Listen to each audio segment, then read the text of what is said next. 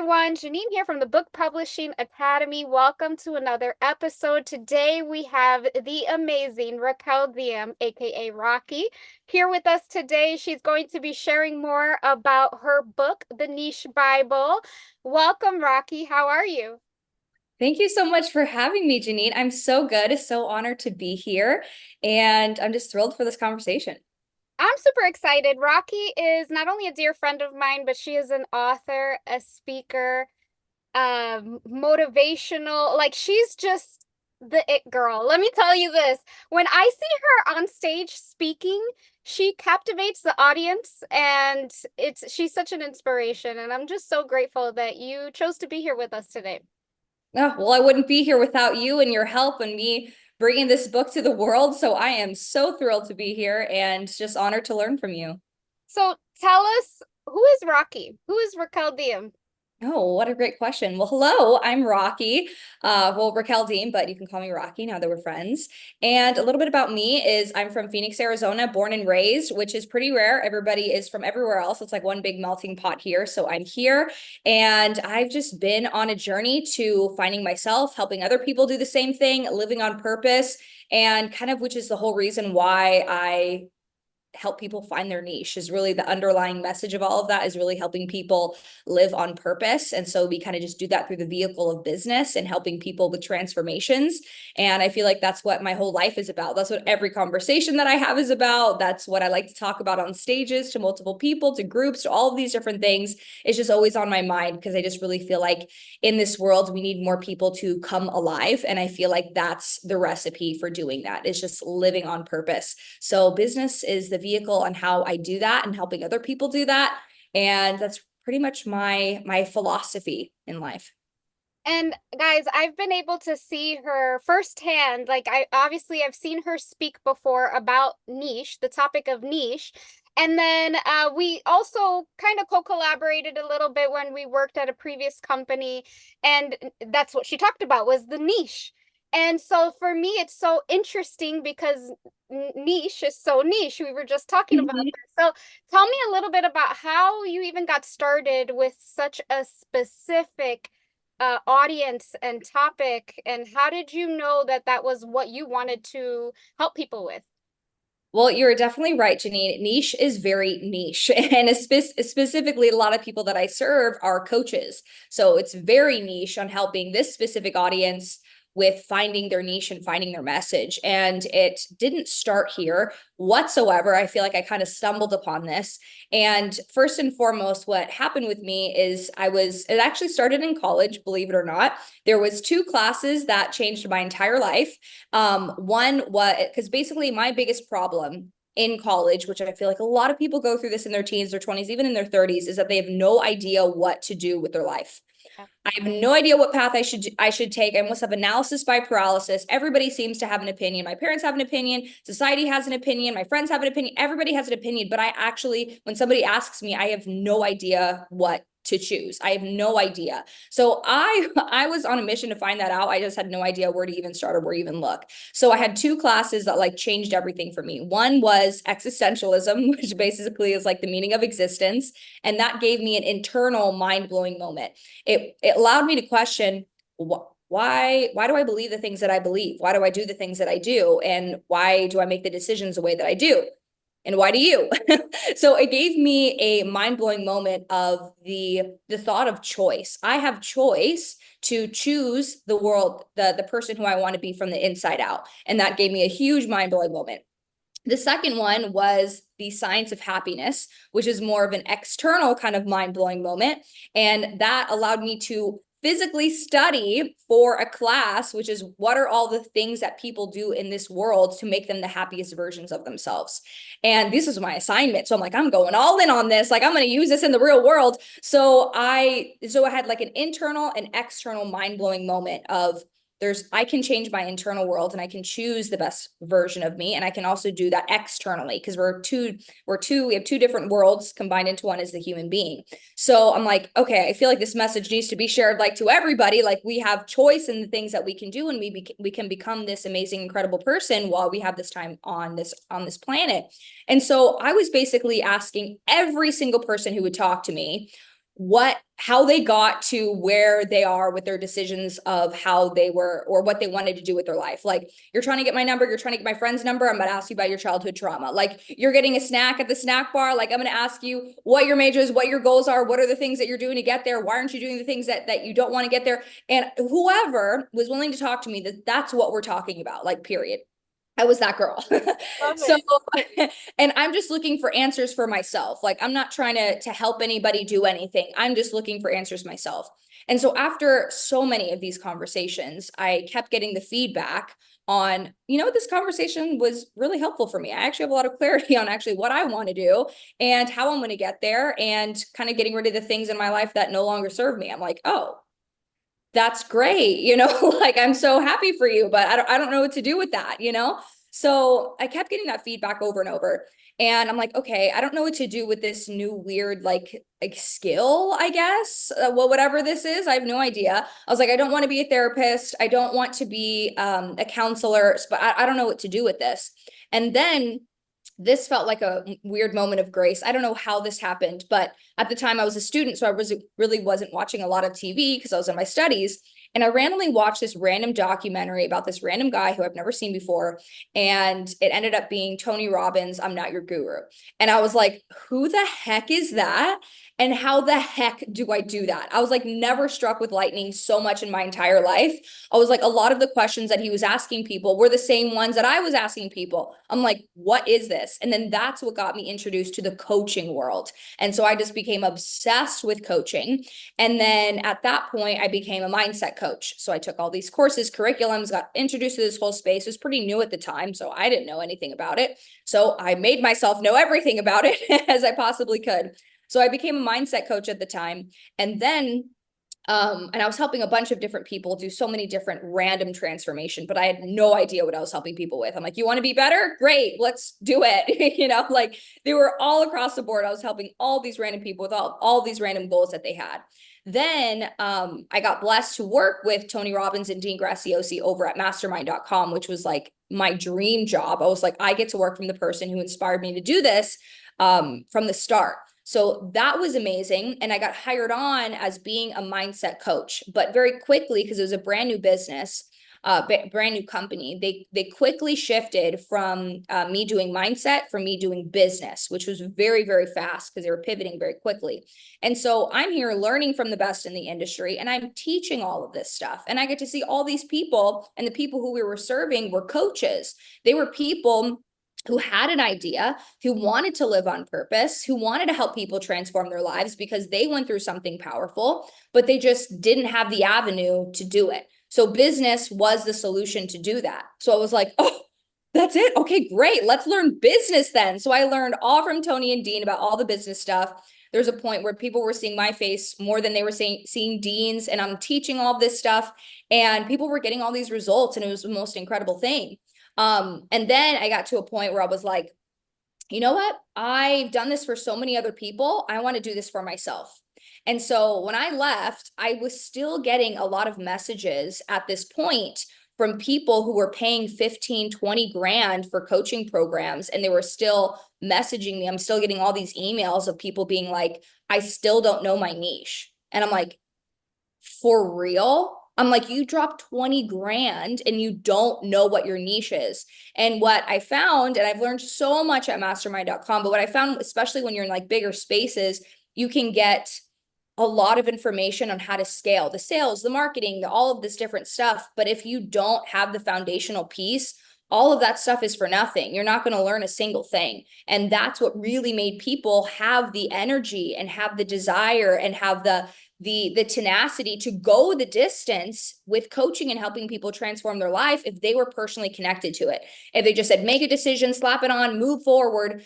I saw people fall off over and over and over again after they invested all of this money and time and energy into a program, but they just didn't feel aligned with what they were doing. So I'm like, okay, we need to make this a thing. So I'm like, all right. So I was helping people. I think I did like my first like launch, and I helped like 40 people in like a week, like get clear on their niche. And it was just like, bam, bam, bam. As soon as they had all their niche, they were able to apply all the things that they were learning inside of business.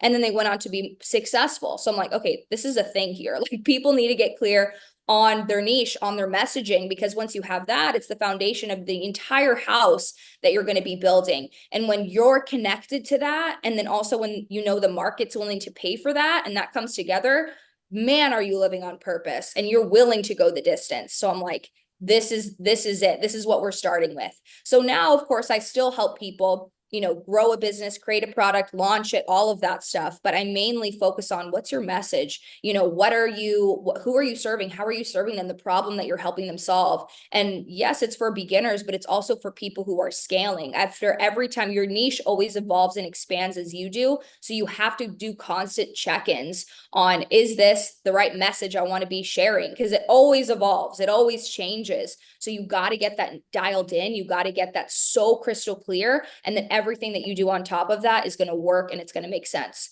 So that is how I got from not knowing anything about the coaching world, not knowing what my path was at all, to then becoming the girl who helps people find their path and get clear and really understand what their niche is. I love it. And it sounds like, or at least I can resonate, that we start in one point and then we end up at a completely different place.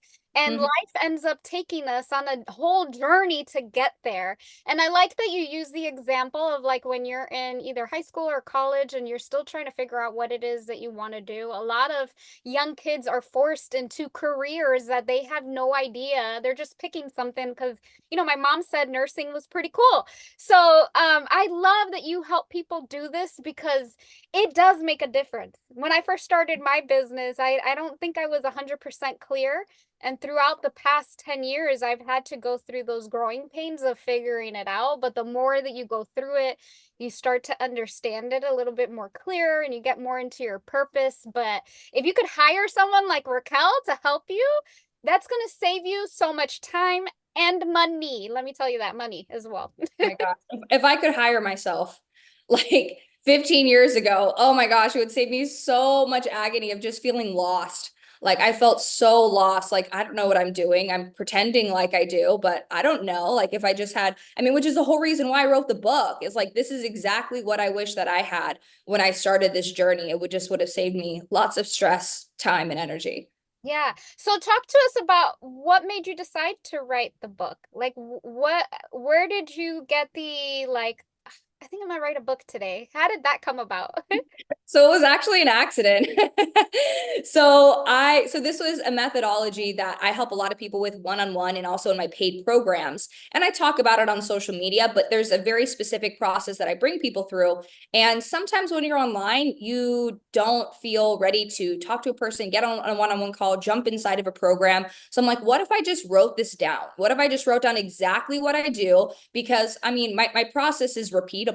Like if people aren't ready to get on a call, if they're not ready to do this, like let me have them like dip their toe in the water. So I'm like, let me just write this out just so people could follow a system. And I just wanted it to be just like a quick little ebook thing. Like I wanted to write it out. I was like getting with my copywriter, and he doesn't do books at all. He just does like my emails and stuff. And I was like, we could like brainstorm on this and get this done in like 2 weeks, like no big deal, blah, blah, blah. And then I started writing the thing and I was like, oh, like a year and a half later, I'm still working on it. I'm like, Janine, and I was talking to you and I was like, Janine, I think this is accidentally turning into a book. And so then you're like, yeah, let's make it a whole thing, because I was like, yes, like an ebook would be fun, and which is great and wonderful and awesome. But a lot of people like the paper and they like having something to write on. And my whole book is a workbook. By the end of it, you're walking away with clarity. So I wanted to be very interactive. So I was like, oh, I guess we're writing a book now. So,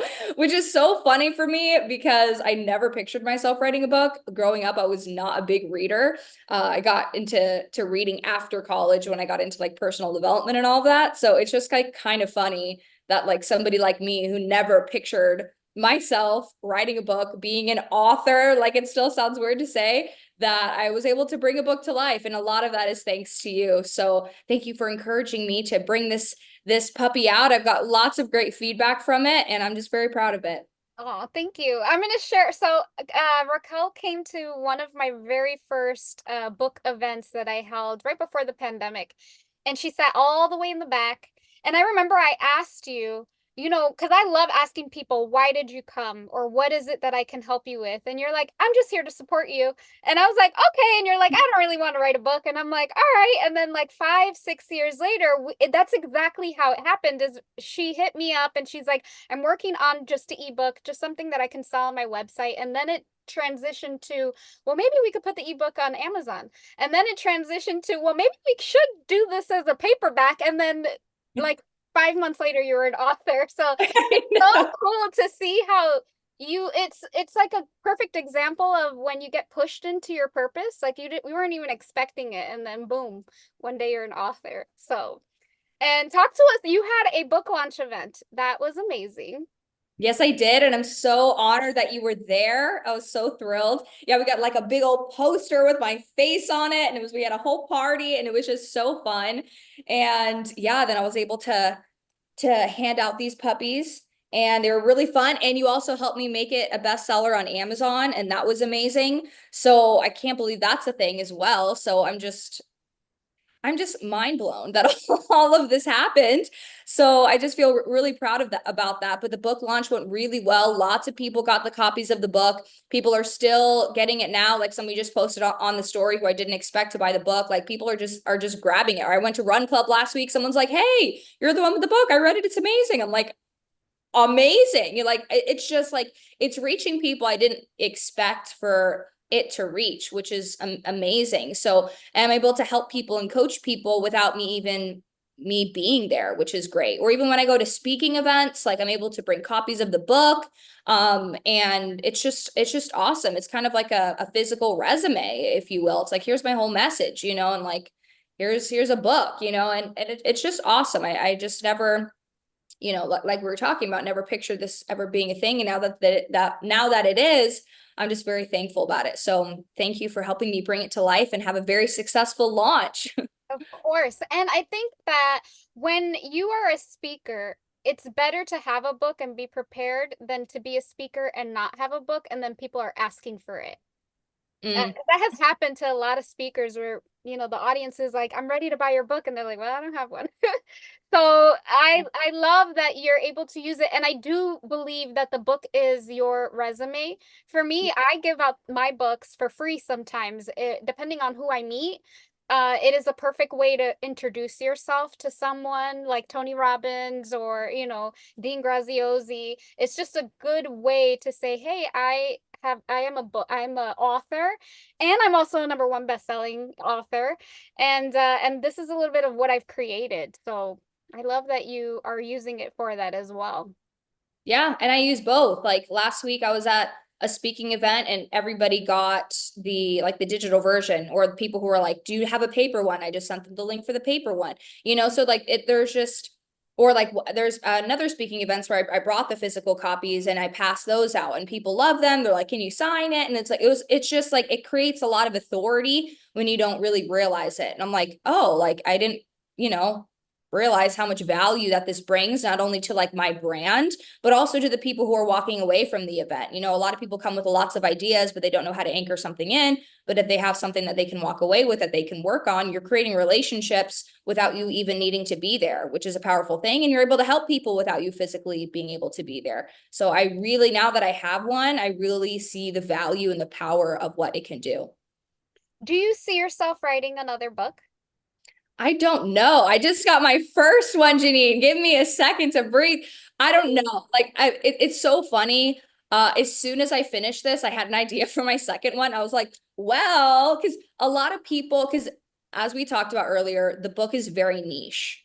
It's very for coaches and it's very specifically for that target audience. But a lot of people, when I explain it, people who aren't coaches are interested in buying it. And I'm like, you'll get some value out of it, but it's for a very specific target audience. So maybe I'm contemplating maybe doing something with a similar message for somebody who's not considering being a coach.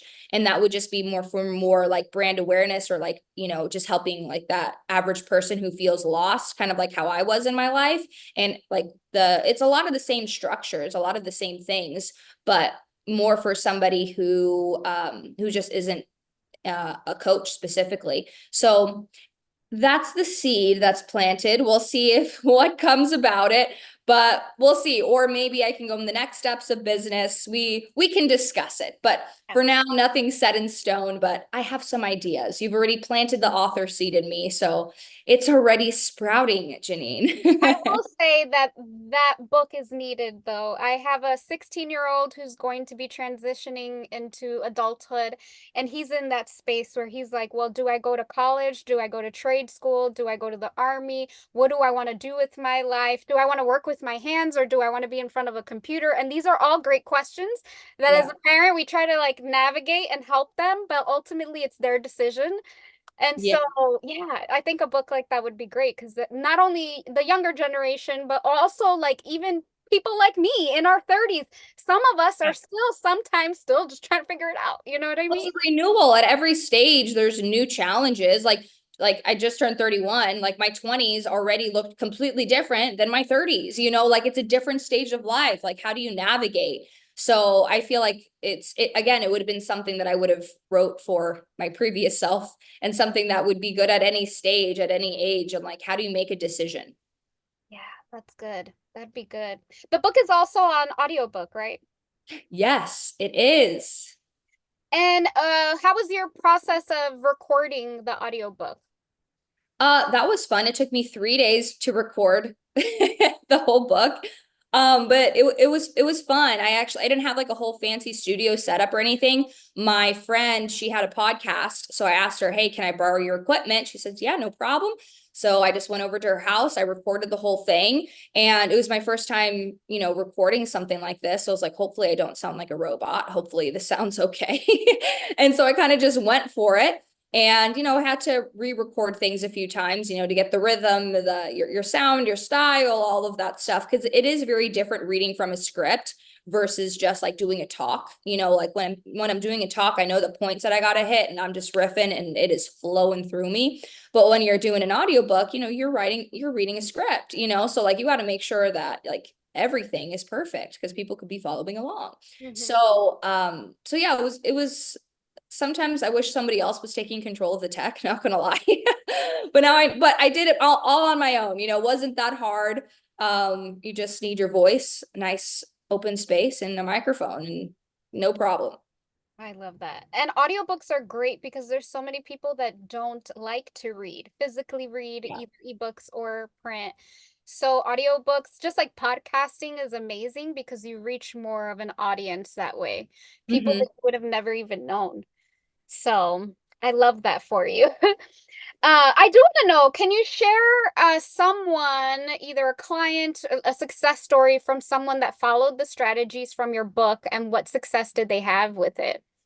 Oh yeah. So and this is a story about Allie. So she's somebody, she's one of my favorite examples, is because she came from absolutely zero. So meaning like zero followers, zero experience, zero anything. And she was in a place, she was a teacher, and she was so burnt out from her job. So she was a teacher. She went to the hospital twice because she was so burnt out and her body was just shutting down. And she wanted to help people with a specific transformation, and it was kind of tailored to teachers of helping them find a new career move. And she wanted to encourage them to do that. So she launched her coaching business and she followed the niche method. So she got super clear on who she was serving, how she was serving them, the problem that she was helping them solve. And a lot of this is it's clarity from your own self, but we tend to be very chaotic. So once we got all that clarity, then we were able to go into the next steps of launching her successful coaching business. So we got super crystal clear. Then we took all that clarity and we applied it to her coaching program. And then we applied it to her launch strategy. And just within 3 months, she was able to make her first, it was just in 3 months, $11,200 month.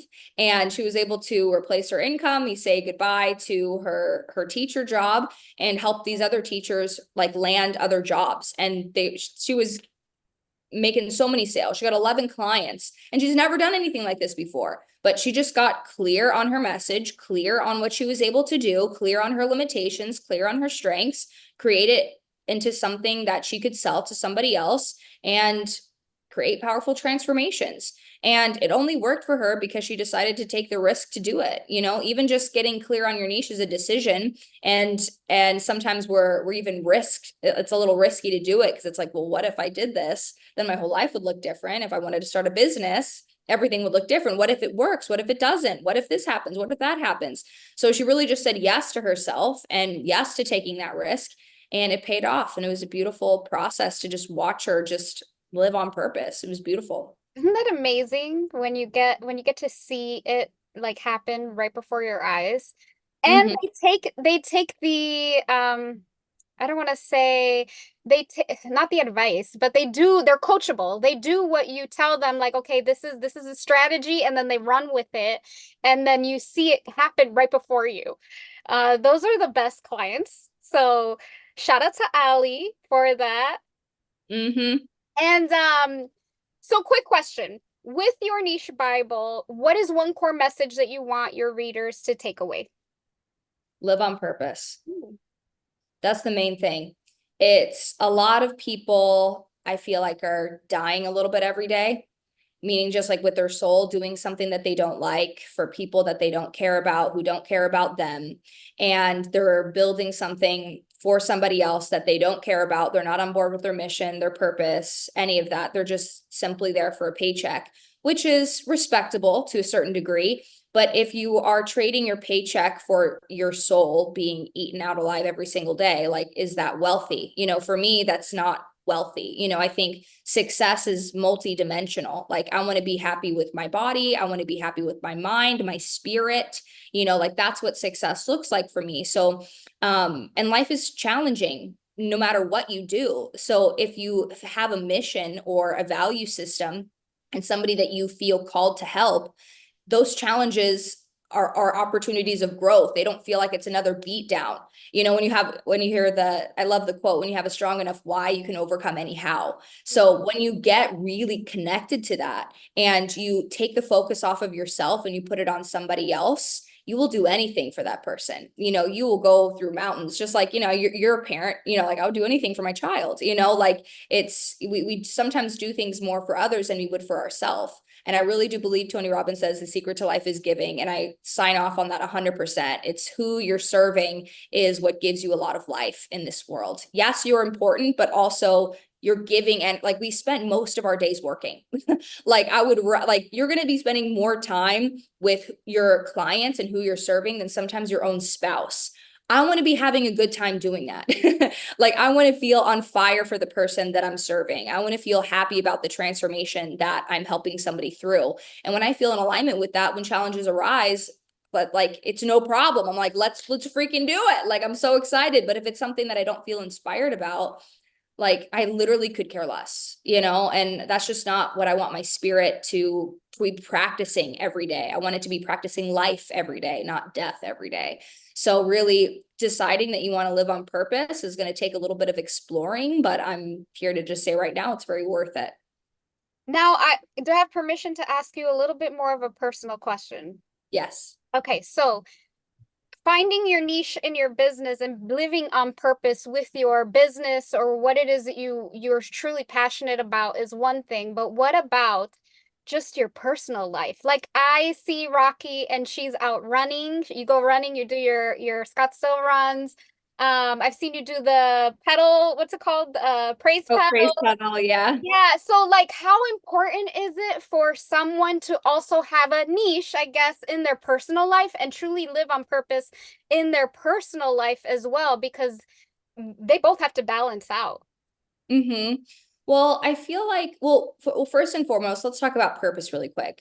A lot of the times when we feel like I'm searching for my purpose, we feel like we're waiting for this envelope from God to come to our door. And it's like, this is your purpose. It's like, oh my gosh, it's like this big thing. Your purpose will change depending on your season of life, depending on where you are, how old you are. Like, it always changes. It always renews. Like, it's not this just one new thing. So the same thing with like your personal life. I think another way that we can just talk about that is just like fulfillment, like in your personal world, And I think that's very important. So I don't say like you have to, my purpose is run club. Like that's not my purpose. That's just something I like to do, but it fulfills me, you know? And when my cup is full, I have so much to give to my business. There's some people out there, and this is, of course, it depends on the person and people's boundaries. So I'm just going to be talking from my perspective here, is that for me, I don't find it valuable if I'm working like 150-hour weeks. Like I would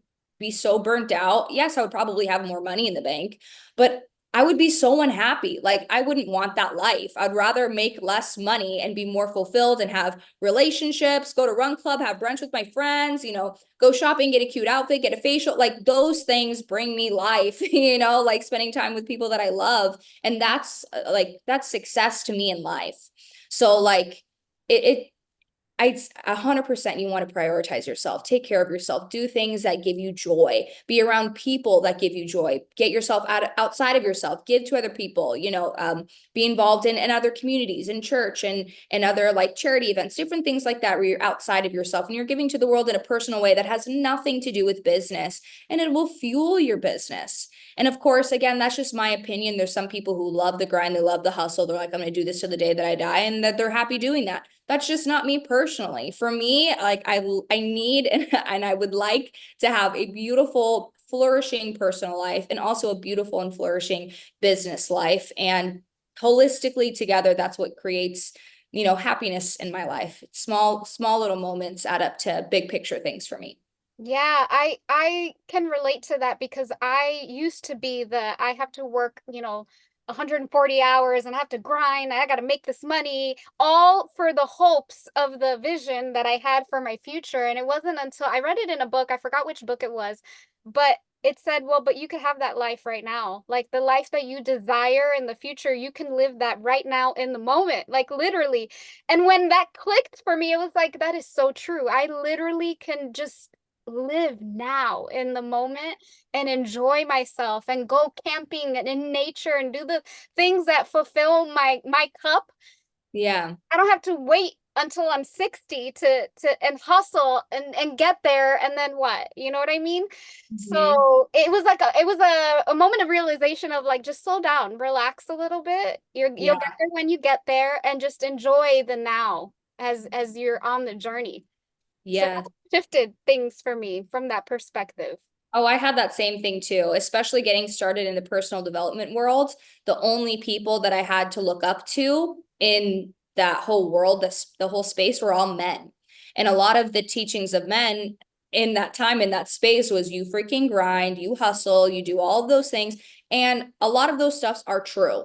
And I still use some of those tactics to this day, but now I've grown up since then, and I've realized that I'm a woman. I need different things. Like there's seasons for grinding. There's parts of the day that's for grinding, but there's also seasons and parts of the day where it's downtime. Like it's time to relax and it's productive to take a break. There's times where I'm like I wouldn't dare watch a TV show. That's what I was saying when I was like saw the Tony Robbins thing. I was like, I wouldn't dare watch a TV show. I wouldn't dare do anything that's not productive. Somebody asked me to go get a cup of coffee. I'm like, no, we're not productive. We're not doing anything. Like I saw anything that was rest as like you're slacking, Yeah, you're And so lazy.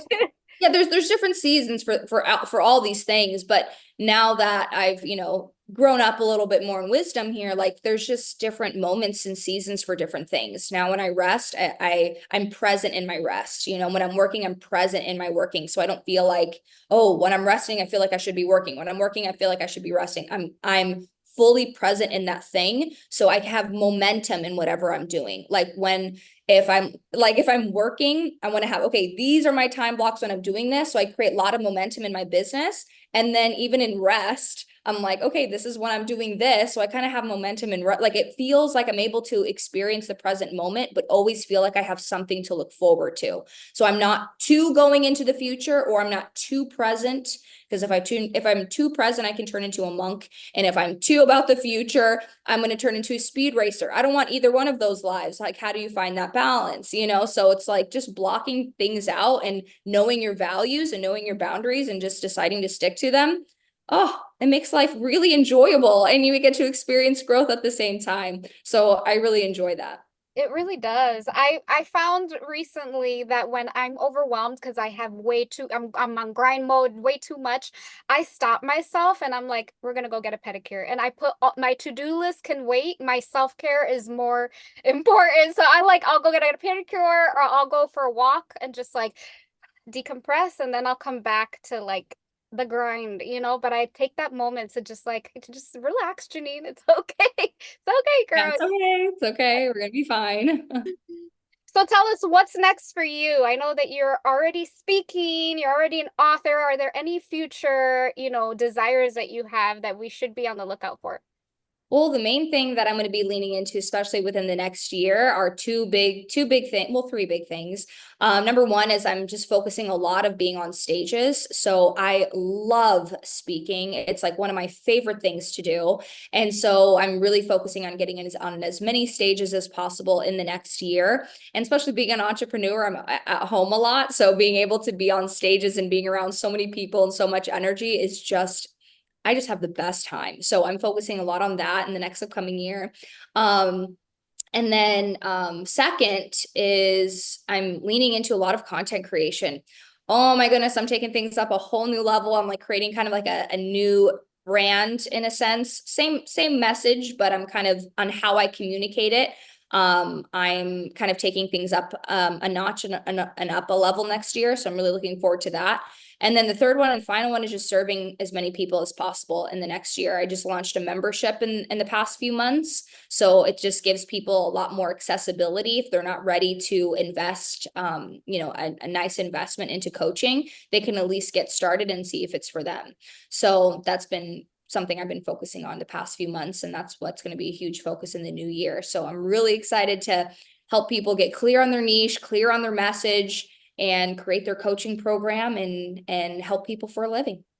Are we still going to be seeing, is it Amanda, your alter ego on social Of media? Is it course, Amanda's going okay? nowhere. I'm just making sure. Yes, we love Amanda. We love Amanda. Yes. And speaking of speaking, Raquel's going to be our one of our speakers at our fifth annual book publishing summit. It's going to be taking place April 5th and 6th here in Phoenix. So we're super grateful that you are going to be one of the speakers teaching our authors more about niche and living on purpose. So thank you so much. We cannot wait. Super excited. I'm looking forward to it. It's going to be really fun. What last minute words do you have for our listeners and viewers? Take a chance. If you feel like something is calling for you, you're the only one who can pick up that call. So if you have an itch or like an inkling or a yearning inside of you, explore what that is. It will usually start as a whisper and then over time it will turn into a yell. So if you are feeling that, like take a chance on yourself, do some exploration and see what the future can hold if you decide to take a risk and live on purpose. I love that. Well, thank you so much for joining us today. We truly appreciate you. And guys, if you are tuning in, make sure that you subscribe, share with a friend, and we will see you on the next episode of the Book Publishing Academy podcast. Thanks, guys.